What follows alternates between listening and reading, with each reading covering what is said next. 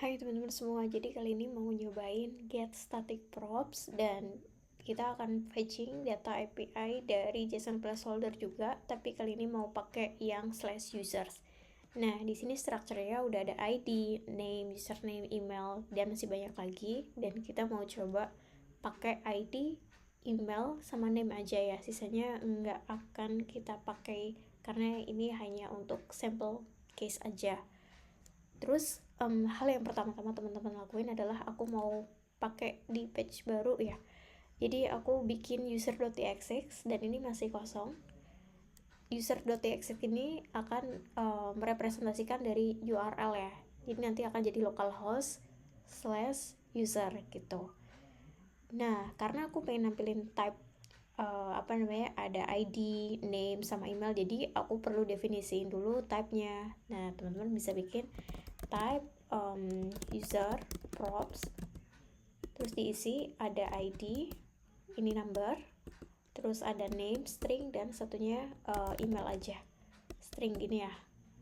Terus aku mau bikin type lagi karena datanya ini kan banyak ya, jadi aku mau bikin type aja users atau user list props ini ya. Nah, ini akan manggil user dan ngambil user props yang di atas gitu. Karena kan datanya banyak ya, jadi jadiin array. Terus kita bikin export default function user. Terus di sininya kita bisa destruct ya. Ada users dan kita ngambil dari user list props kayak gini. Terus tinggal kita return, dan returnnya ada headingnya, terus ada list, dan kita masukin aja ya. Jadi li-nya itu kita pakai key user ID, terus ada user.name, dan di sini ada user email gini ya. Terus nextnya kita mau coba bikin export async function dan get static props, dan di sini kita definisiin const response sama dengan await, dan ini fetch dari URL JSON placeholder-nya ya tentunya. Dan di sini kita bisa const user sama dengan await res.json, dan returnnya di sini teman-teman bisa panggil props users ya. Udah simple gitu aja. Terus kita simpan, terus kita refresh. Nah, ini udah kelihatan ya. Ini kan kayak nggak begitu bagus ya UI-nya ya. Kita bisa perbagus UI-nya. Aku misalnya li-nya ini mau dijadiin div aja. Terus ini juga ini div juga. Terus aku mau ini dikasih gap, jadi class name, terus gap misalnya 4.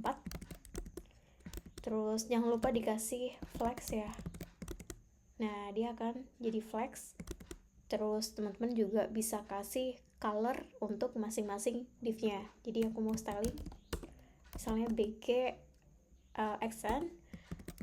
Nah, dia akan jadi kayak gini. Terus misalnya text invert tuh, terus padding 3 gitu ya. Nah, ini UI-nya.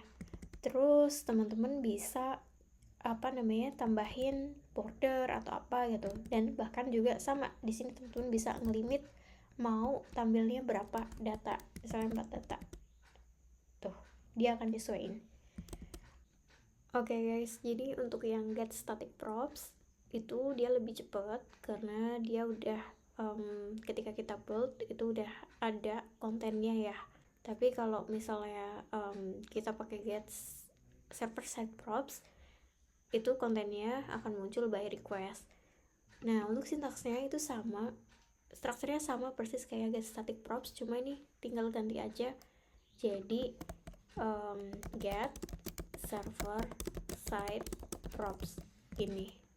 Teman-teman bisa cobain sendiri di project, dan penggunaannya itu sesuai kebutuhan aja. Kalau sering berubah datanya itu bisa pakai get server side props, tapi kalau misalnya enggak begitu sering perubahannya itu bisa pakai get static props. Dan perlu diingat get server side atau get static props, keduanya itu perlu dipasang di level pages, jadi nggak bisa di level komponen ya.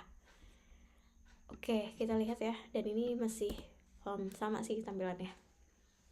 Jadi teman-teman selamat mencoba untuk data fetching ini.